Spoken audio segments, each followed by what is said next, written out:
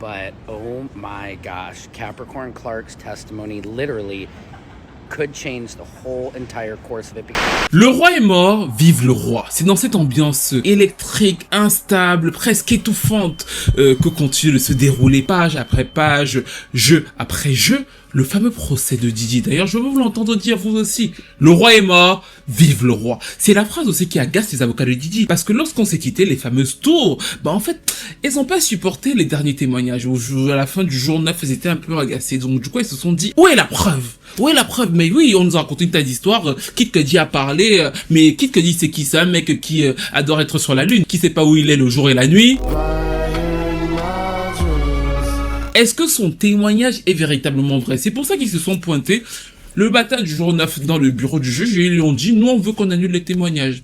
Le juge les a regardés en disant, What the fuck? Ils ont dit oui, l'experte là c'était une fausse experte, on n'a rien compris à ce qu'elle a raconté, nous on pense qu'elle était totalement incompétente, elle n'a rencontré personne, donc du coup on l'a bannie, elle a forcément mal influencé nos jurés, et Kid Cudi nous a raconté une histoire, sa voiture, son histoire d'amour avec Cassie, peut-être, mais on n'en sait rien, il n'y a pas de vidéosurveillance, il n'y a pas de police. Pourquoi est-ce qu'on a permis à ce gars de parler dans notre procès en fait? Qu'il dégage et qu'on se focalise sur les choses importantes. Donc, demandez aux jurés de ne pas tenir compte de ça.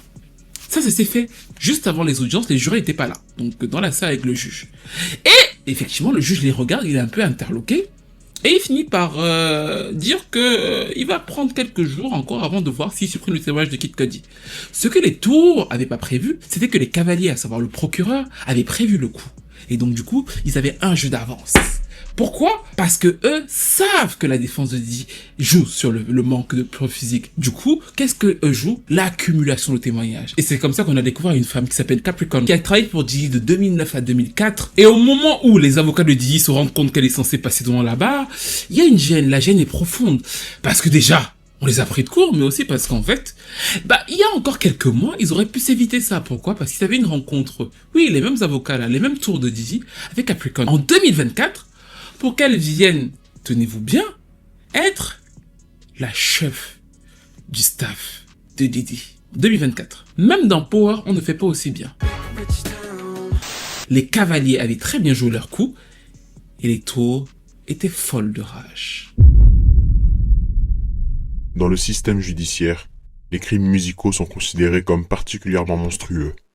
Sur la toile, les inspecteurs qui enquêtent sur ces crimes sont membres d'une unité d'élite, appelée Music Feelings. Voici leurs histoires.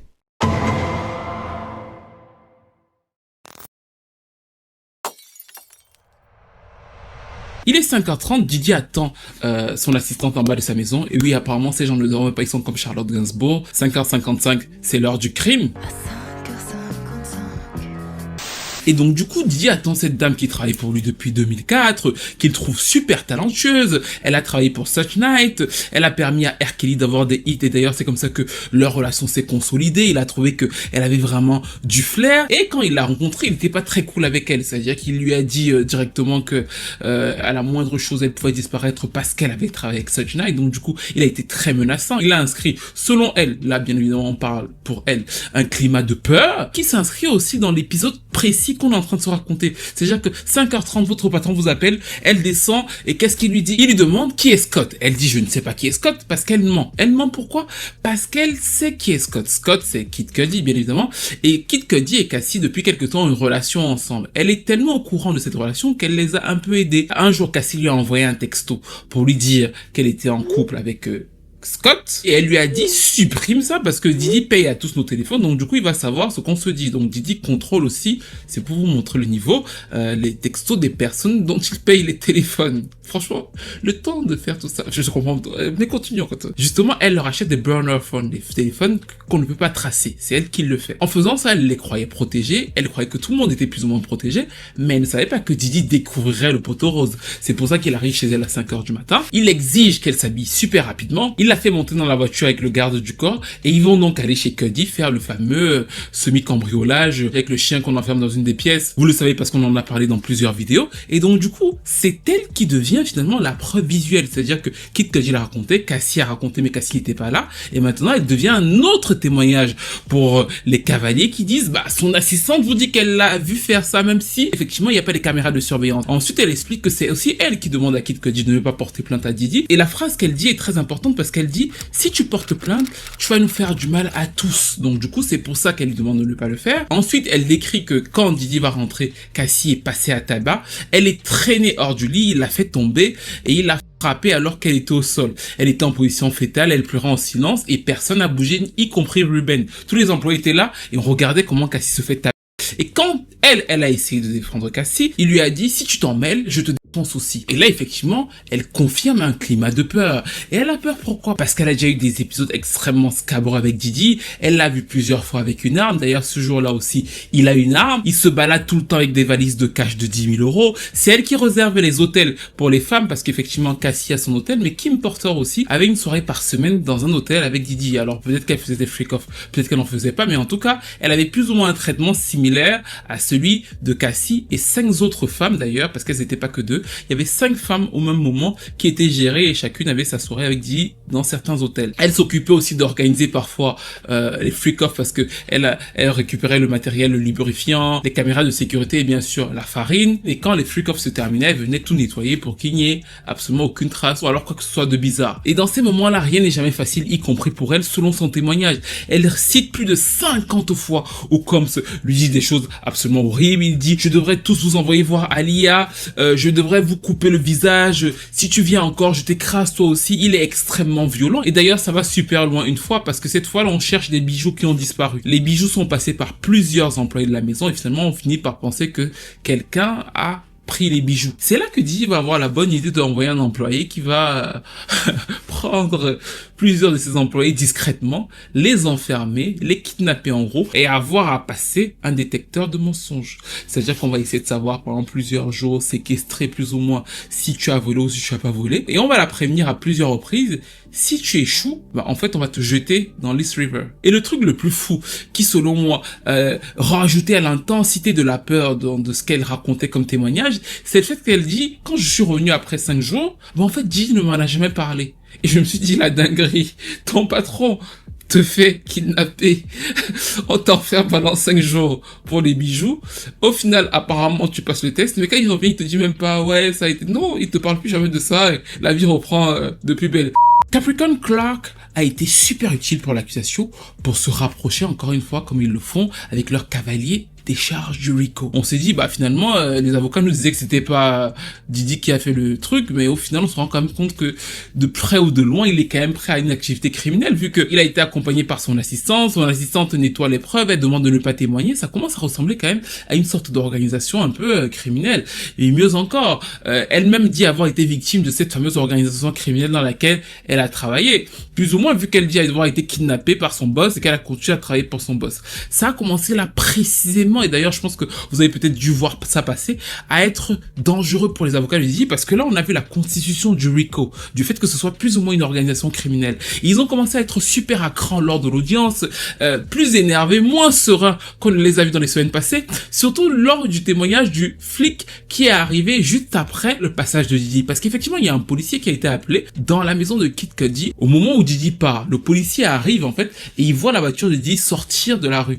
Il note quand même la plaque parce qu'il se dit je sais pas ce que c'était, mais il ne va jamais vraiment chercher à savoir qui était derrière. Ils sauront plus tard que c'est une des voitures de Bad Boy Records, mais ça va pas prendre une ampleur de fou. Toujours est-il que quand ce policier est monté par l'accusation, ben en fait, le policier raconte que c'est vraiment un point super important parce que vous vous rappelez que nous sommes encore sur le point de où est la preuve. Voilà, c'est ça le truc. Où est la preuve? Le policier raconte que oui, il a pas cherché à savoir qui était derrière cette voiture, mais il a noté toutes les empreintes qui étaient sur la voiture de Kid Cudi. Du coup, normalement, c'est facile. Vous vous dites, ils ont qu'à mettre les empreintes. On est en 2025, on saura qui a été sur la voiture. Sauf que justement, le dossier des empreintes en 2012 a disparu. Et là, c'est l'échange entre la procureure et l'agent de police. Les empreintes ont disparu depuis 2012, donc on ne peut pas savoir qui, effectivement, a commis ce méfait, vu qu'on n'a pas de preuves. Et quand elle va dire, ça a été commandité par qui, les avocats de Didi vont péter un câble. Sortez les jurés! On va sortir tout le monde, et en fait, ils vont commencer à demander au juge, donc, non. Là, on ne veut même plus continuer, on annule le procès.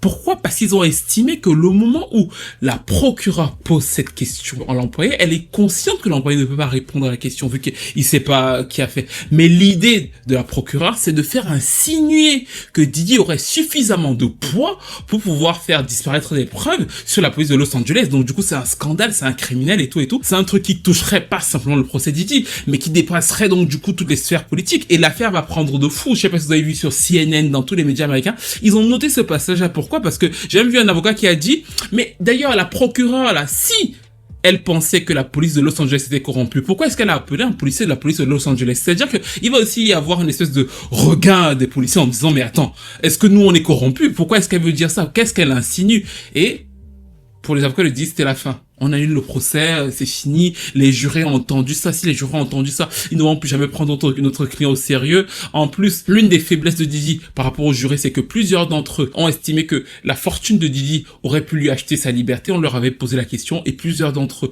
sont sensibles à cet argumentaire-là. Donc du coup, le fait qu'on ait justement insinué ça a été pour eux un vice de procédure. Ils ont commencé à vouloir tout couper, et finalement, donc le procureur leur a au moins donné le fait de dire que, en fait, on va retirer ça. Les jurés ne tiendront pas compte de cette question-là et de cette partie du procès.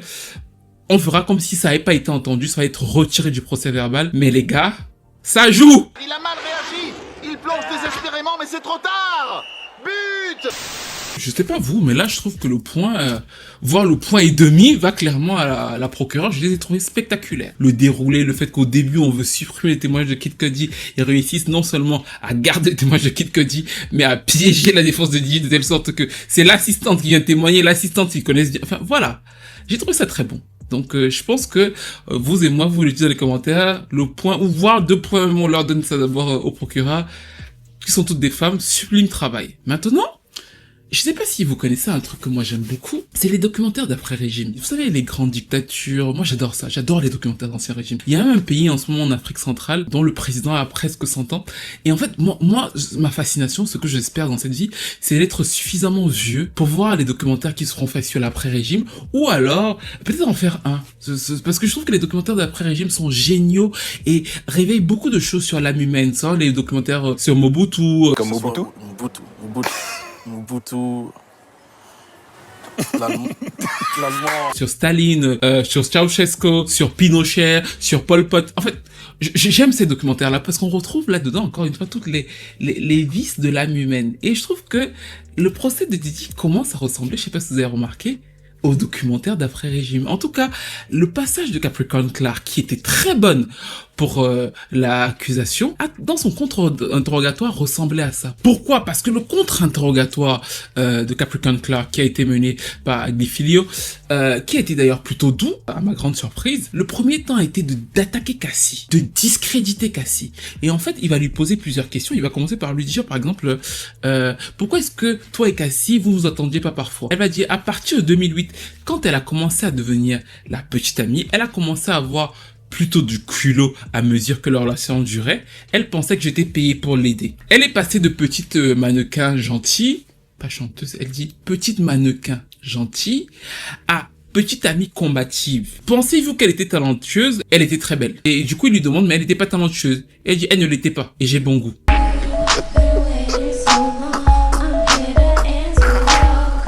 Petite pause juste à ce moment précis. Quand vous l'entendez dire ça, et que vous repartez sur ce qu'on a vu précédemment, son témoignage, sur la scène, ce qui s'est passé, comment est-ce qu'elle a donné les téléphones et tout, elle a appelé Kikadi, elle a essayé de quadriller et tout.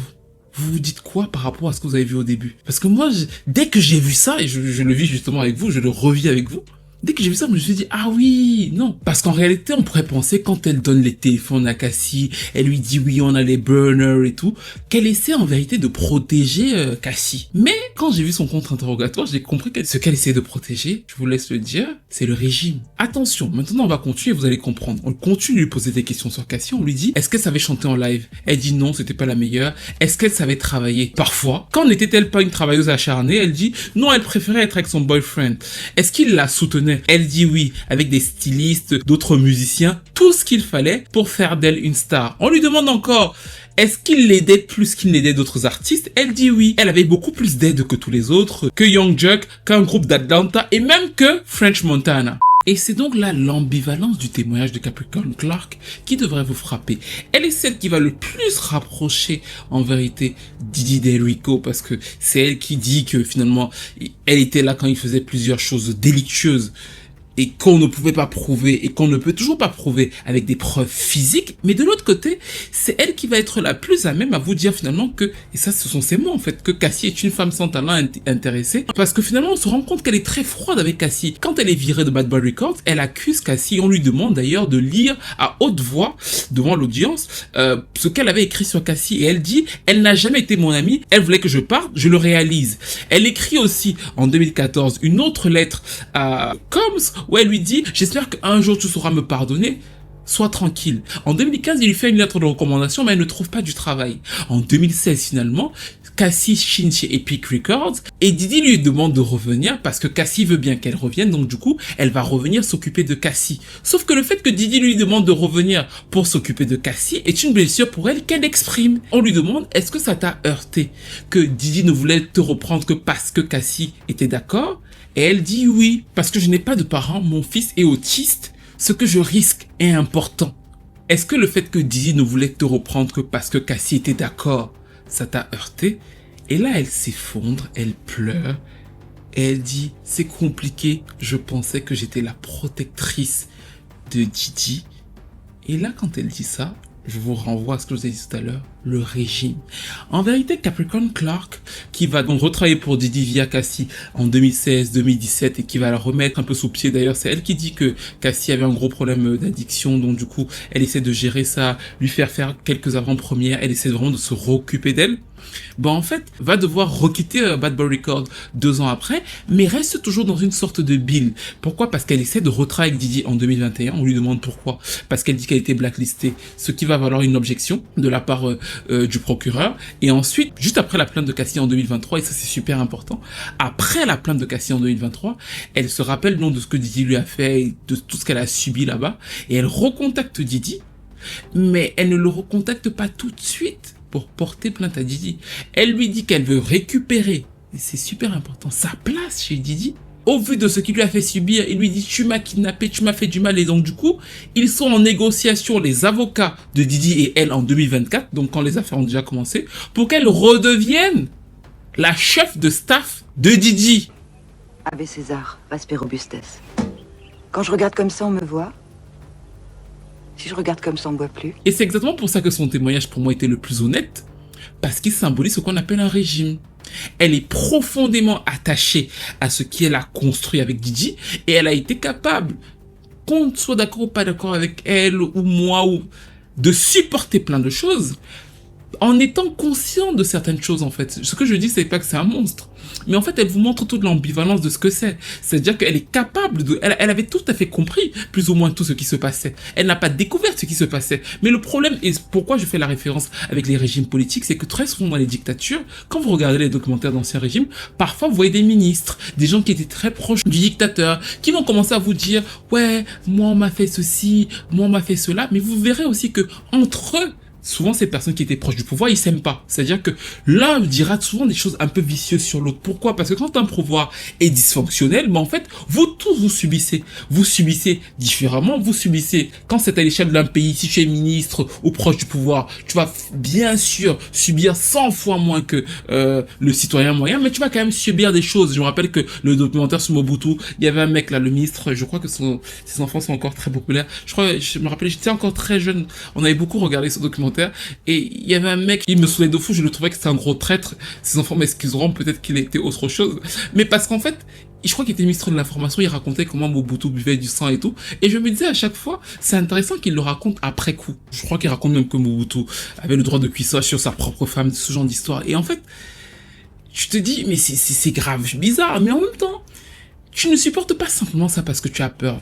L'être humain peut supporter ça aussi, et c'est ce que j'ai compris en grandissant, parce qu'effectivement, les dynamiques de pouvoir font en sorte que tu es quand même mieux loti que les autres, déjà que les citoyens moyens, et finalement, c'est un régime dans lequel tu trouves ta place, c'est un régime dans lequel tu te sens importante, et c'est pour ça que finalement, elle veut toujours revenir chez Didi, malgré tout ce qui s'est passé, et que jusqu'en 2024, si on lui avait permis d'être la chef de staff, elle serait revenue, parce que finalement, c'est dans ça qu'elle a le plus brillé dans sa vie. Elle a pas d'autre chose incroyable qu'elle l'a faite. Elle le dit quand elle dit mon fils est autiste, mais je n'ai plus de parents. C'est la phrase exacte qui vous dit que finalement, pour elle, Bad Boy, c'était sa vie. Pour le meilleur comme le pire, mais c'était sa vie, c'était son régime qu'elle a défendu. Et la deuxième fois d'ailleurs où elle pleure, c'est la fois où elle dit, et c'est là où c'est super intéressant aussi pour l'ambivalence, elle dit que Didi est un incroyable businessman pour la communauté noire.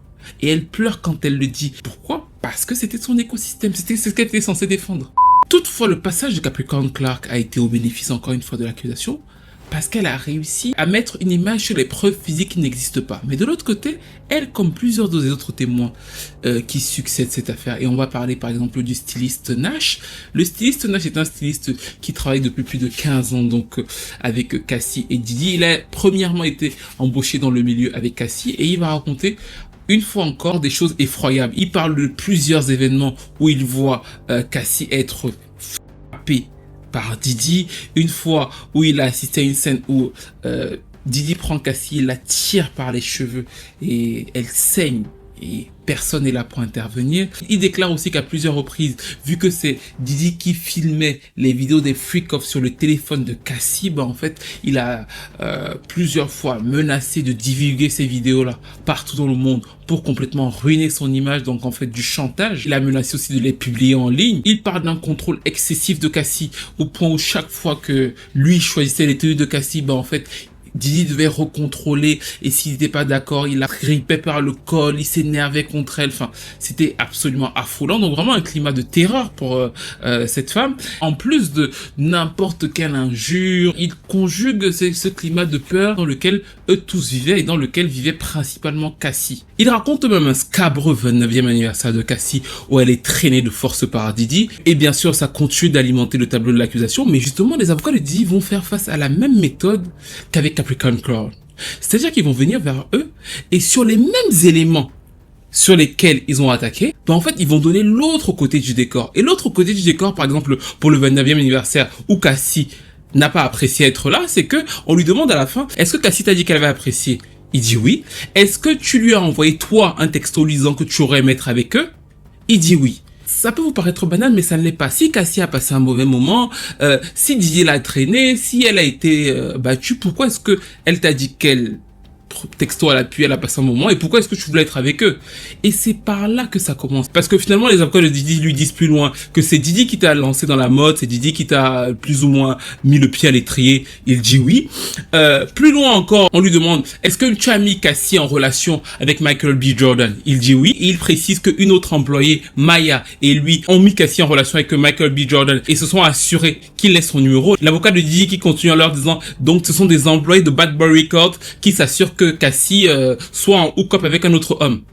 Toujours le même homme dit oui, c'est Michael B. Jordan, ne vous trompez pas dessus. C'est-à-dire qu'il assume de mettre Cassie en relation avec d'autres hommes. Mais ça ne s'arrête pas là. L'avocat lui dit, continue en lui disant, est-ce que vous étiez au courant que Cassie était en relation avec Andre Batch? Il dit, oh, le joli footballeur? Oui, j'étais au courant, mais je ne l'ai jamais rencontré. Et là, ça m'a fasciné. Lui-même, pas l'avocat le dit, lui-même rajoute, et en 2016, elle était avec Brandon de la NFL. Après, il se reprend, il dit non, Brandon de la NBA. Très fier de raconter donc les aventures sentimentale de Cassie. Et franchement, lui, pour moi, était l'un des pires témoins. Parce que non seulement il a pris tout à la légère, vraiment, il disait girl, tout. Et parce qu'il a livré aux avocats de Didi exactement ce qu'il voulait. Il est venu raconter qu'effectivement, en fait, nous, les employés de Bad Boy Records, on était là chaque jour avec Didi. On voyait que Cassie se faisait frapper peu, mais quand même globalement ça se passait plutôt bien. On l'a présenté à plein d'hommes, elle sortait avec tel, elle sortait avec tels autres, et pour eux c'est un argumentaire. Pourquoi? Parce qu'ils ont commencé eux-mêmes le procès en vous disant Didi est un homme jaloux. Le fait de venir raconter comme ça que oui, finalement nous on présentait Cassie à telle et elle avait plein d'autres relations, ça laisse aussi sous-entendre que vous n'étiez pas suffisamment apeuré, parce que si vous êtes employé de Bad Boy Records, en la voyant être frappé de la présenter à d'autres hommes. C'est-à-dire que le fameux climat de peur nous empêchait quand même pas, et n'empêchait pas Cassie elle-même d'avoir des relations avec d'autres personnes. C'est quand même super bizarre la manière dont il le dit, et surtout sur la fin, quand la relation entre Cassie et Didi se termine, Didi lui envoie un texto pour lui dire « Ah mais l'entraîneur de sport, vraiment, t'aurais pu me le dire. » Et on lui dit « Est-ce que c'est vrai que Didi vous envoie ce texto ?» Il dit oui. Façon d'impliquer pour les avocats de Didi une sorte de complicité entre les deux. Mais la complicité entre les deux va être prouvée parce que ensuite on lui dit « Mais en 2020, c'est vous qui avez envoyé un texto à Didi pour lui dire « Je t'aime, je ferai tout pour toi. Quoi que ce soit dont tu as besoin, tu peux compter sur moi. » L'année d'après, il a gagné un award et vous l'avez félicité. Là encore, il répond que oui. Et du coup, l'avocat lui dit, finit par lui demander, mais pourquoi vous faites ça? Il dit, oui, non, mais moi, j'ai rien contre lui personnellement, je l'aime bien. Et là, je me suis dit, attendez. Exagéré, on n'est tout de même pas fait. Pour travailler comme des damnés, il faudrait inventer un collège fou, fou, fou, fou, où tout le monde est fou. Et c'est là donc que vous allez me permettre une digression, que j'ai pensé à la fameuse métaphore du régime. C'est-à-dire qu'en vérité, ces gens, comme dans les sphères de pouvoir, sont tous des espèces de soubrettes. Ils s'assoient devant le pouvoir.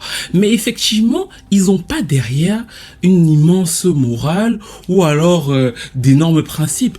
La chose que je me suis dit, et c'est d'ailleurs pour ça que j'ai pas fait une vidéo la semaine dernière, quand j'ai vu la fin de son témoignage, c'est que ça peut être cruel. Mais si on les avait laissés et que chacun avait pu avoir ce qu'il voulait de l'écosystème dans lequel ils étaient, sachant qu'on frappait Cassie, ils auraient tout à fait soutenu ça. Ça ne les dérangeait pas. Même ce styliste-là qui est son ami aujourd'hui et qui l'a habillé pour le procès, ça le dérangeait très peu qu'elle se fasse frapper par Didi. Vu qu'à la fin, il continue d'envoyer des textos à Didi alors qu'il travaille pas avec Didi, il continue de soutenir Didi, il continue de lui dire qu'il aime Didi et il nous dit à la fin, à l'audience, que lui n'a rien contre Didi, il aime bien Didi. Mais donc du coup, si vous aimez tous Didi, c'est-à-dire que Capricorn Clark, elle aime toujours Didi, toi, le styliste, tu aimes Didi, Cassie, elle-même, encore autre chose, mais elle nous dit à la fin qu'elle n'a rien contre Didi. Pourquoi on est là? Parce qu'en réalité, c'est un vaudeville. Ils ont très très peu d'empathie l'un pour l'autre, tant que ça leur permet d'avancer, exactement comme dans les systèmes politiques véreux, ou pas forcément véreux d'ailleurs. C'est pour ça que autant ils ont quand même fait avancer l'accusation sur les méfaits, notamment Capricorn Clark, autour des armes, de sa présence autour de Kid Cudi, du fait d'avoir été elle-même kidnappée, du fait que donc du coup on puisse voir derrière une organisation criminelle, autant sur le fait de Cassie, vous voyez qu'elle émet une froideur particulière. Moi, j'étais choqué, par exemple, de la voir dire à la fin de son témoignage à elle, quand elle dit, oui, en fait, j'ai proposé à Cassie de quitter Didi, et qu'elle précise que Cassie m'a répondu, Jay-Z est pris vers qui je veux aller. Si ça c'est pas du vice, je sais pas ce que c'est. Moi je comprends que Cassie a peut-être pu le dire en rigolant, mais l'idée derrière, avec tout ce qu'elle nous a déjà dit, ce qu'elle pensait de Cassie, qu'elle était pas talentueuse, qu'elle avait pris des galons dès qu'elle est entrée chez Didi, qu'elle était passée de mannequin à petite fille combative, qu'elle pensait qu'elle travaillait pour elle. Elle a le côté de la gouvernante qui protège son gars et qui voit la petite arriver et qui prend trop d'espace. Quand elle vous dit, je lui ai dit de le quitter, mais elle a dit que Jay-Z était pris, c'est encore une fois qu'elle veut faire passer le message au jury que Cassie était une femme vénale. Mais ça ne s'arrête pas là. Quand l'avocat de Didi lui dit, sur la conversation qu'on a eue en 2024, qu'est-ce que vous pensiez de Cassie? Elle dit, oui, j'ai dit que Cassie était toxique pour Didi, après avoir lu la fameuse plainte. Je vous repose la question, pourquoi on est là? Ces gens sont fous. Et pourquoi je vous le dis? Je me permets de vous le dire, parce que depuis le début, moi, notamment, je cherchais la constitution de l'organisation criminelle de Didi. Et quand on les écoute, je pense qu'effectivement, là, ce sont eux, ces complices. Enfin, c'est juste que l'idée générale, c'est de dire qu'on doit faire tomber Didi, mais si on était parfaitement objectif, Capricorn Clark, le styliste et tous ces gens-là devraient, hormis Cassie, être au même plan que lui. S'il y a une organisation criminelle, c'est eux qui en font partie. C'est juste parce que les procès d'assises sont devenus malheureusement des documentaires d'après-régime.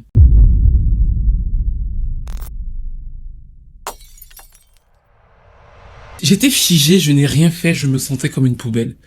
C'était le 3e V que Maya nous raconte. Elle est à Beverly Hills, elle sort du dressing de Didi, il vient, il l'attrape, il met son concombre dans sa bouche. C'est violent, c'est humiliant pour elle, mais justement, elle peut rien faire. C'est la 3e fois que ça lui arrive. Ça lui est déjà arrivé une 2e fois selon elle, alors qu'elle dormait dans une de ses maisons à Beverly Grove. Et ça lui est aussi arrivé la première fois lors du 40e anniversaire de Didi, après qu'elle ait pris 2 shots de vodka offert par lui. Il a pris sa main, il l'a mis sous sa robe et elle ne se souvient plus de ce qui s'est passé. Elle s'est réveillée totalement perdue. C'est le témoignage d'une autre ancienne employée de Didi, qui donc a travaillé chez lui entre 2009 et 2011 et qui ensuite l'a rejoint chez Revolt. C'est peut-être le témoignage selon moi le plus poignant et le plus destructeur de tous les témoignages des anciens employés de Didi. Parce que Maya, elle, décrit un climat de travail qui ressemble finalement à de l'esclavage. Elle explique qu'elle travaille jusqu'à 5 jours sans dormir. Bien sûr, comme c'est la maison de la farine, bah, tout le monde en prenait de la farine et c'est Didi qui lui a proposé de prendre la farine. Et quand elle en a pris parce qu'il lui avait proposé, il lui a dit c'est bon, tu fais partie du Breakfast Club, on va faire des crêpes et tout. Donc, du coup, c'est institutionnalisé de prendre de la farine quand on travaille chez Didi. Et elle décrit un homme à la double personnalité qui explique d'ailleurs peut-être aussi leur témoignage ambivalent.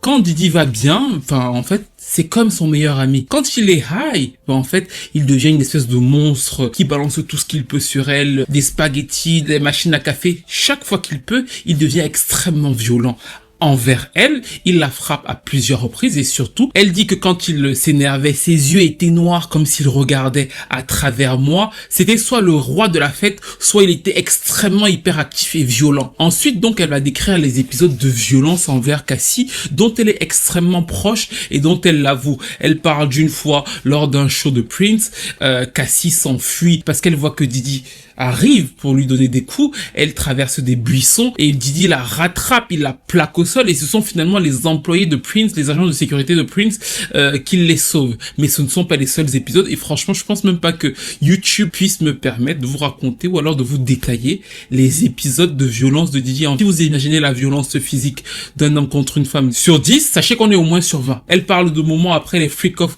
où il y a du sang partout et où elles sont obligées d'expliquer aux femmes de ménage qui vont passer pourquoi elles s'appellent pas TMZ que ce sont les de Cassie, alors qu'en fait non, c'est parce que Cassie a été frappée et que voilà, son sang est partout. Et donc ça ne s'est pas produit une fois, 2 fois, c'est des épisodes de récurrents qu'elle vit. Une fois, elle va s'interposer entre Didi et Cassie et là, on va lui couper son salaire pour insubordination. Elle décrit un épisode en 2012 aux îles Turques où Cassie va se réfugier dans sa maison à elle, chez Maya, c'est-à-dire que ils ont un hôtel, Maya a une petite dépendance de l'autre côté, Cassie va se réfugier chez elle et elle bloque toutes les deux la porte avec les meubles pour que Didi n'entre pas. Donc du coup, elles sont toutes collées sur la porte pour que Didi n'entre pas. Et Didi derrière, il hurle, il essaie d'enfoncer la porte pour pouvoir rattraper Cassie. Et finalement, elles sortent de l'autre côté de la maison. Elles fuient en bateau pour que Didi ne les rattrape pas. Pendant ce temps, Didi est au bord de la mer. Mais ça montre en tout cas le climat de terreur dans lequel elles vivent. On va lui demander, mais pourquoi est-ce que vous n'avez pas appelé la police? Et elle dit, je pensais que Puff était au-dessus de la loi. C'était avant MeToo. On n'avait aucun exemple de femme qui parlait. Elle va aussi montrer plusieurs images de Cassie défigurée. Elle a des photos qu'elle a elle-même prises de Cassie cachant ses ecchymoses avant des apparitions à Cannes dont on a déjà parlé pour la première du film Perfect Match. Donc en fait c'est extrêmement violent. Une fois elle doit changer son tampon, Didi vient vers elle et il lui dit bah fais-le vite et rapidement et tout. Et comme elle n'arrive pas à le faire rapidement, il commence à vouloir la frapper. Il lui lance un bol de spaghettis dessus en lui disant de fuir et effrayée elle commence à fuir, elle est pieds nus et elle va se cacher dans un buisson. Alors pour moi, son témoignage a été certainement le plus lourd. Je trouve même que son témoignage était plus lourd que celui de Cassie parce que les détails sont scabreux, l'ambiance fait encore plus peur et bien sûr, elle-même raconte une dizaine d'agressions de V qu'elle a subies chez Didi. Pire encore, quand elle subissait ces V, elle dit que comme elle était très proche de Cassie, Didi utilisait le fait qu'elle ait été V par lui pour lui dire que si tu fais la moindre erreur, je vais dire à Cassie que toi et moi, on a une relation ensemble. Donc du coup, c'est un climat hyper vicieux dans lequel tu ne t'en sors pas. Quand on lui dit pourquoi tu n'en as pas parlé, elle dit que je comptais mourir avec ça, je ne voulais pas perdre ma carrière, je ne voulais pas mourir, donc du coup c'est toujours très trouble. Mais en tout cas son témoignage selon moi a donné un vrai coup de poing à l'équipe de Didi qui était sommée de répondre. Je ne sais pas si vous suivez attentivement le procès. People are wondering what is Diddy's demeanor like. Well, today he came out all smiles in his blue Diddy Mr. Rogers shirt. His mom was there. He said he loved. He Mais notamment, quand Maya a fini de témoigner sur les chaînes américaines, il y avait beaucoup de gens qui étaient prêts pour le contre-interrogatoire. Et dès qu'ils ont annoncé que c'était Brian Steele qui venait contre-interroger, beaucoup de gens étaient en mode « J'espère que Brian Steele va être gentil avec elle. J'espère ». Même sur CNN, les avocats disaient « On espère que Brian Steele ne va pas être trop dur, trop violent. On attend l'équipe de Diddy, on attend Brian Steele ». Il y avait toute une émulation pour savoir comment Brian Steele va réagir face à elle. Parce que les témoignages étaient extrêmement puissants et que tout le monde se demandait quelle était la stratégie. Est-ce qu'ils vont pas détruire cette témoin, cette femme qui, donc, visiblement est une victime? Ça n'a pas raté parce que Brian Steele est venu, je crois que maintenant vous connaissez son style, c'est un espèce de sniper. Il est venu avec beaucoup de bonhomie. Et effectivement, face à une femme comme ça qui dit avoir vécu beaucoup d'épisodes de violence et de V, ça peut être délicat de choisir sur quel angle d'attaque aller. Et il a choisi effectivement la violence. Pourquoi n'avez-vous pas écrit « Tu m'as embobiné » Maya, parce que j'étais sous emprise. Sous l'emprise de qui? Puff! Comment a-t-il pu vous embobiner alors qu'une partie de son corps était en vous sans votre consentement? Objection, votre honneur. La procureure. En fait, Brian Steele va d'abord arriver avec une vidéo qui va être rejetée parce qu'elle n'était pas prévue. Ensuite, il va sortir un CV, le CV de Maya. Il va le lui montrer en lui disant « Est-ce que c'est écrit comme compétence sur votre CV que vous savez gérer des situations inconfortables 24 heures sur 24, 7 jours sur 7 ?» Là, la procureure va dire « Objection, votre honneur ». Le juge va dire « Objection rejetée ». Maya va devoir répondre et elle va dire « Oui ». Ensuite, il va continuer en essayant de détailler son CV. C'est-à-dire que vous êtes allé à la James Madison University, vous avez été assistante de design, vous êtes une femme forte. Elle va dire oui, vous êtes une meneuse. Elle va dire oui, vous enseignez aux gens. Elle va dire oui, vous donnez du pouvoir aux autres, non? Elle va dire oui. En fait, il va commencer à montrer en fait qu'elle a beaucoup de qualités, que voilà, que c'est pas le sous-entendu en vérité, c'est pas une femme soumise. C'est-à-dire que vous avez des diplômes et tout, enfin, vous faites plein de choses dans votre vie. Et petit à petit, donc, il va arriver à la question de Diddy. Il va par exemple lui dire que vous-même vous gériez les passeports d'entreprise de Diddy. Parce que l'un des argumentaires de Maya est de dire que Diddy avait son passeport à elle. Comme elle était l'assistante, Brian Steele lui demande « Mais est-ce que du coup, quand vous étiez assistante, il n'y avait pas que votre passeport, mais le passeport aussi des autres employés ?» Et là, elle dit qu'elle ne s'en souvient pas. Et il change la question en lui demandant « Mais vous avez donc voyagé avec les sociétés de Monsieur Combs ?» Et là, elle répond oui. C'était une façon pour eux de dire que les passeports n'étaient pas emprisonnés par Diddy, mais que tous les passeports des employés Combs étaient finalement repéré dans l'entreprise de Bad Boys. Et progressivement, il va arriver sur la relation entre Diddy et Cassie et les fameux textos, par exemple, que Maya envoie à Diddy après la fin de la collaboration. En 2018, par exemple, elle lui envoie un texto, elle lui dit je t'aime, joyeux Noël à toi, tout le bonheur pour toi pour les années à venir. En 2019 aussi, elle lui envoie, ça c'est pas mal celle-là, j'ai eu un cauchemar, excusez-moi, j'étais poursuivi par R. Kelly. Cette histoire est complètement rocambolesque. Et tu m'as sauvé. Du coup, c'est Brian Steele qui lui fait lire ce texto qu'elle envoie à Diddy. 2019, hein. Et Brian Steele qui lui demande alors, l'homme que vous accusez de V vous a sauvé? À partir de là, elle va subir ce que moi j'ai appelé un inquisitoire, qui va être extrêmement dur avec elle. Je peux pas vous les faire toutes, mais par exemple, il va l'enchaîner sur les preuves. Par exemple, sur l'événement de Prince. Il lui dit, parlons de la fête de Prince. Vous avez dit ne pas avoir de permission d'y aller, mais connaissez-vous des gens qui savaient que Monsieur Combs serait présent? Le juge dit reformuler. Aviez-vous un déguisement? Parce qu'en gros, elle n'était pas invitée à la soirée de Prince. Elle n'était pas censée y être. Du coup, on lui demande, est-ce que vous aviez un déguisement pour y être vu que vous n'aviez pas été invité? Comment vous êtes rendu là-bas? Elle dit non. Y a-t-il une photo d'une course-poursuite de ce qu'elle a raconté? Elle dit non.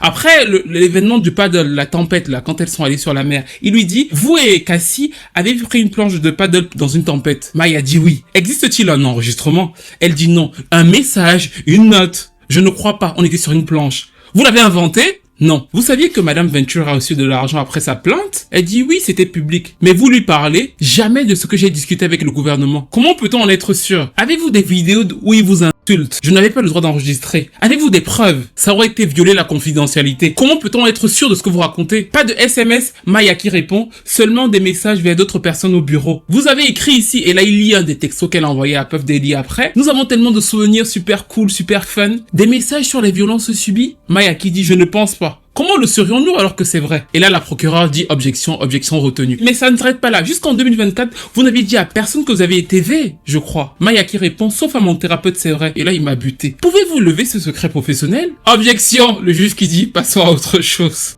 Il va l'acculer en fait. Vous avez poursuivi Monsieur Combs pour 10 millions de dollars. Elle dit c'était une médiation.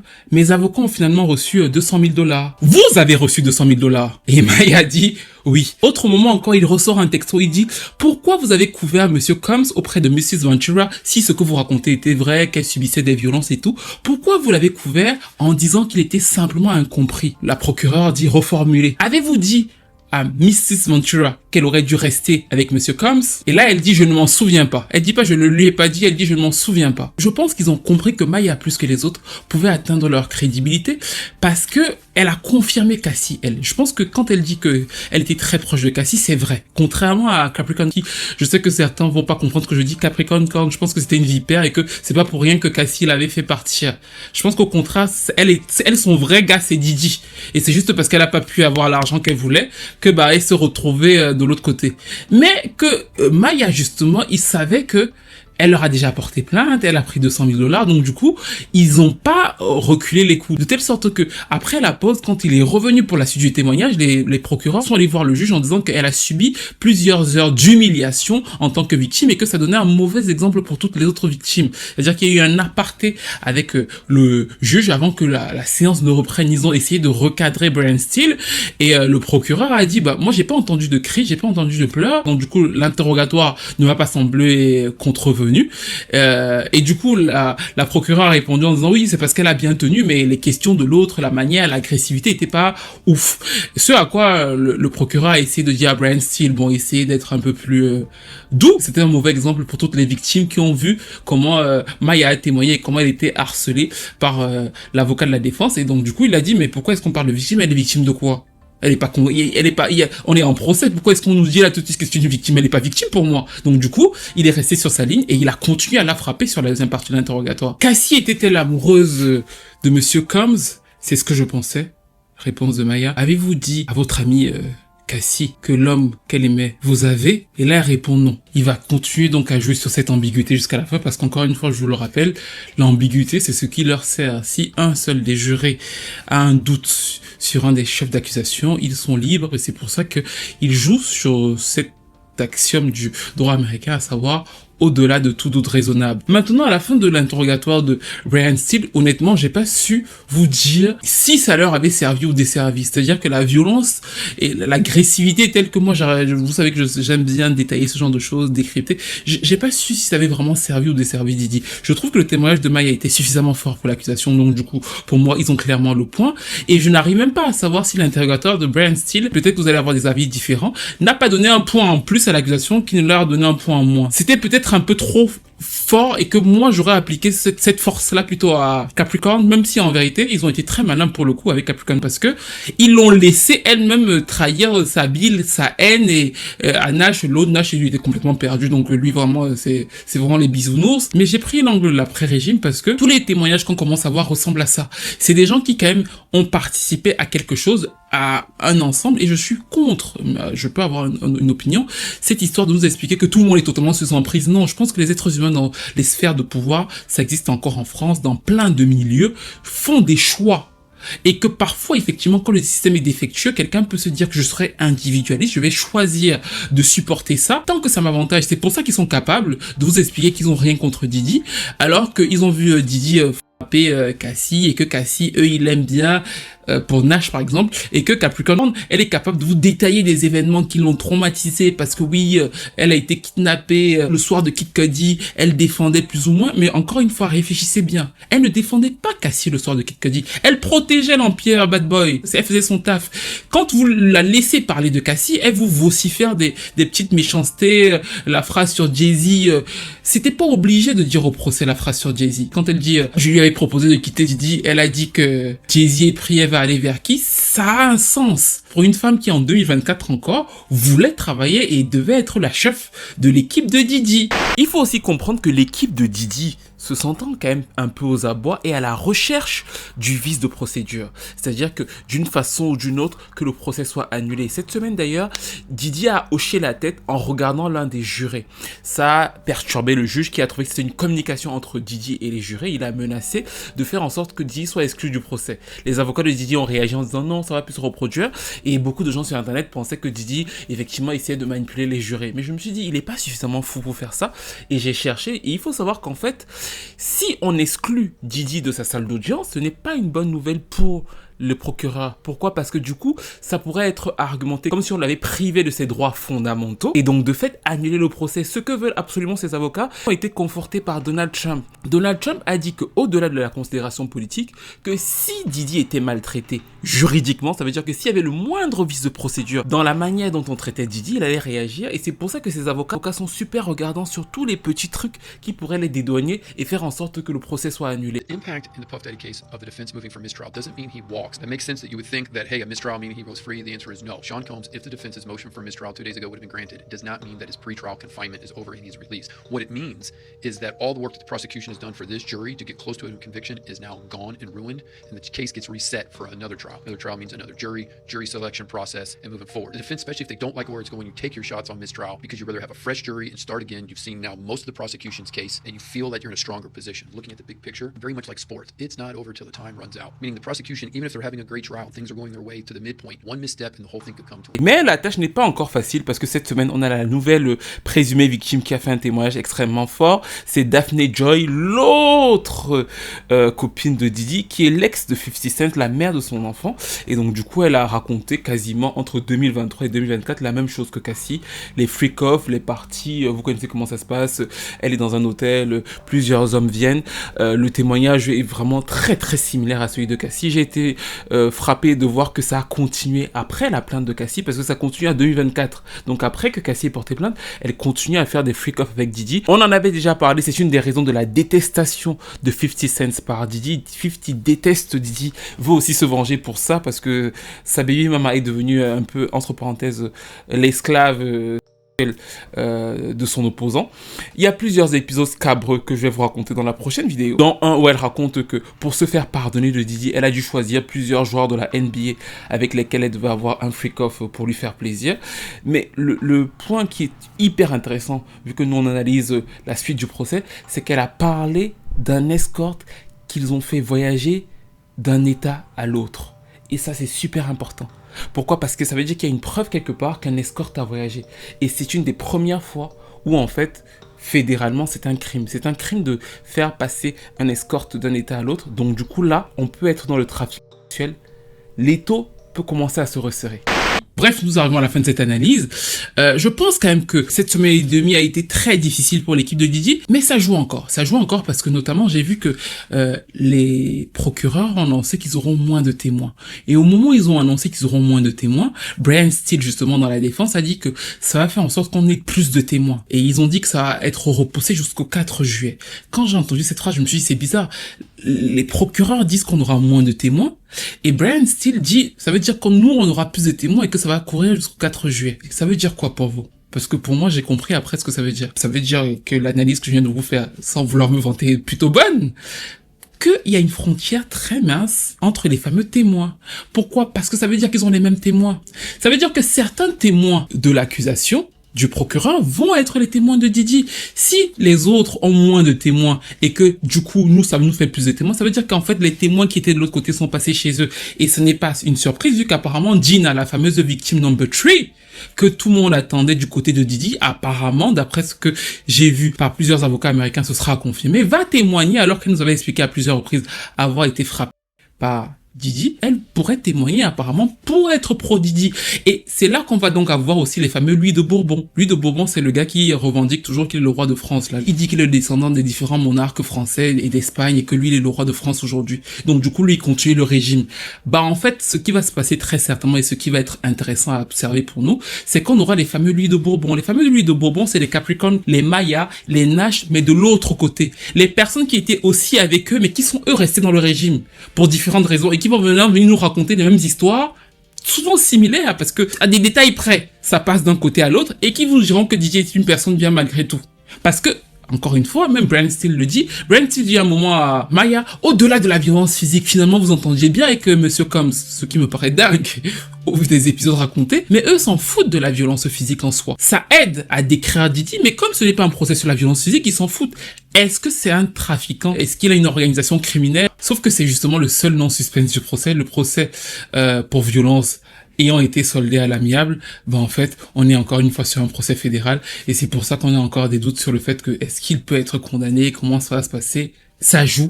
N'hésitez pas à me donner tous vos éléments au vu de ce que je vous ai apporté dans cette vidéo. Si vous comprenez la métaphore de l'après-régime, de pourquoi tous ces personnages-là se positionnent comme ils se positionnent, de pourquoi les anciens employés de Didi, certains ont des positions qui peuvent être ambivalentes, et pourquoi très souvent leurs témoignages peuvent sembler contradictoires, même si effectivement parfois ils apportent du grain à moudre à l'accusation. Le fait que tous aient voulu rester en contact après avoir travaillé avec lui, alors qu'ils étaient dans d'autres structures, ou alors parfois alors qu'ils n'avaient pas besoin de revenir vers lui, sont revenus vers lui. Est-ce que c'est un climat juste de dépendance?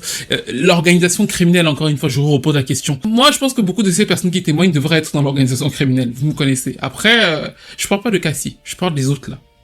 Moi, je pense que beaucoup d'entre eux sont parmi. Mais peut-être que vous pensez les choses différemment. N'hésitez pas à me dire qui, quoi, comment vous avez vécu toute cette semaine. N'hésitez pas à commenter, à liker, à partager, et on se retrouve très vite pour une nouvelle vidéo.